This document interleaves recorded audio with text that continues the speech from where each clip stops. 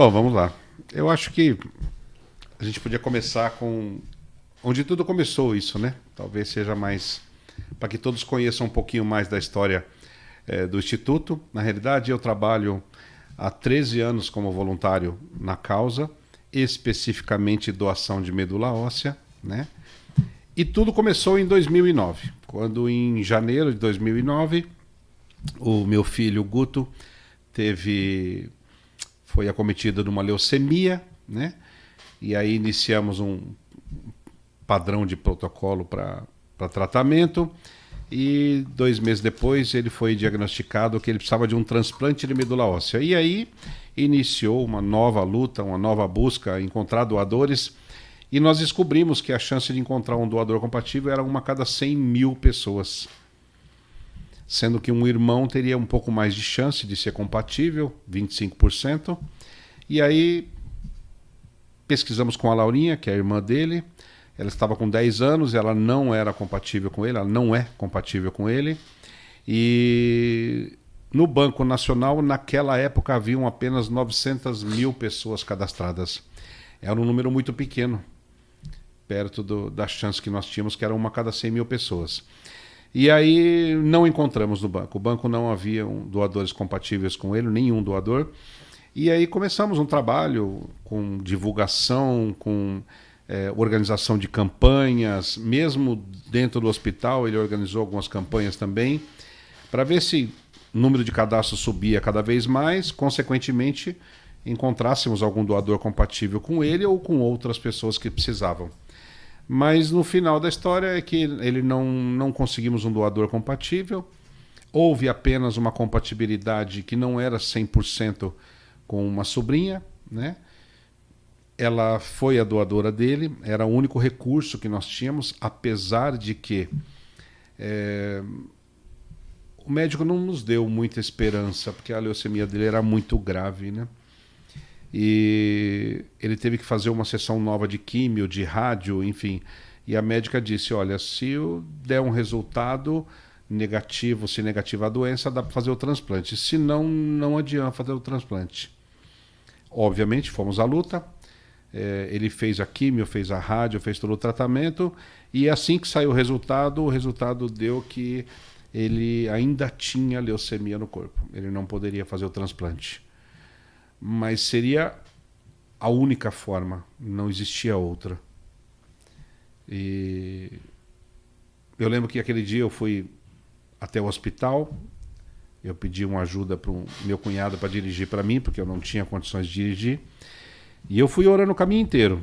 Quando eu abri a porta do consultório, a doutora Leila, uma profissional fantástica, que trabalhava no AC Camargo naquela época, quando eu abri a porta, ela olhou para mim meio que assustada e ela falou, olha, pai, eu não tenho tratamento pro Gu.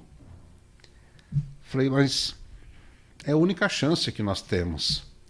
E ela me disse com muita delicadeza, não, pai, não tenho chances. E eu falei, mas ele precisa fazer o transplante, ele quer fazer o transplante como uma luta, ele não vai desistir. E eu não posso chegar para ele e dizer para ele, ó, perdi. Vamos aguardar, perdemos. Isso não estava escrito na nossa vida. Nem na minha, nem na dele, nem na mamãe e nem da minha filha. Ela refletiu por alguns segundos e não consigo, nunca mais eu falei com ela, não sei dizer o porquê. Mas ela olhou para mim e falou, pai, vamos fazer o seguinte, eu vou fazer o transplante nele. Aí eu agradeci, fiquei feliz. E quando eu saí do consultório, eu disse a ela, doutora, obrigado pela chance que a senhora nos deu. E ela, com toda a delicadeza, mais uma vez me disse, pai, eu não estou te dando uma chance. Estou atendendo um pedido seu. Falei, tá bom, doutora, não tem problema. Mandei um recado para ele, via mensagem de texto, naquela época não havia WhatsApp. Mandei para ele, aí filhão, vamos para o transplante. E ele mandou aquelas comemorações típicas de vocês, com um monte de letra misturada, dizendo que me amava. Fez o transplante deu um resultado. Fizemos um mielograma, que é o exame que você faz para saber como é que está a doença. Ele deu negativo, a doença não estava no corpo dele. E sabíamos que teríamos uma batalha, porque para quem não sabe, um tratamento oncológico é o mínimo de 5 anos para você ter cura, né? E fomos para casa, voltamos para o hospital, faz exame, volta, tratamento, medicamento, até que tivemos que voltar para o hospital fazer um tratamento venal, não podia ser oral, porque ele estava com um vírus e não havia condições de fazer em casa. Ele foi internado, eu não sei, essa parte eu nunca consegui voltar para saber quanto tempo foi, não sei se foi uma semana, 2, não faço a mínima ideia, porque nós ficamos durante 8 meses, 24 horas por dia com ele, revezando entre eu e a mamãe. E ele teve que ir para a UTI, né? Se agravou. E aí aconteceu que numa segunda-feira, 2 horas da manhã, ele partiu.